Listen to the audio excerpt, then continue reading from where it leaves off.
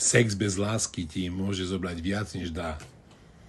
Na chvíľu možno zažiješ vášeň, dotyk, únik reality, ale potom zostane ticho.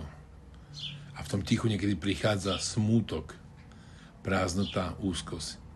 Nie preto, že si niečo pokazil, ale preto, že si dal zo seba to najhlbšie a nič skutočne si nedostal späť.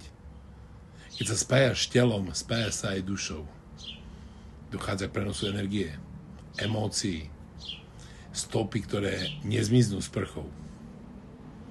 Každý dotyk ťa buď vyživí, alebo vyčerpá.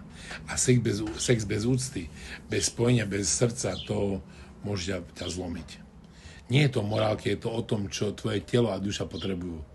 Bezpečie, lásku, pravdu, nie výmenu, nie výkon, nie útek. Tvoje telo je chrám a tvoje srdce nie je na pojčanie.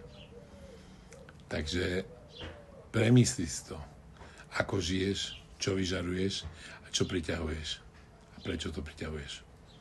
Som Tibor Michalko a som autor metódy Kód víťazov. Krásny deň všetkým.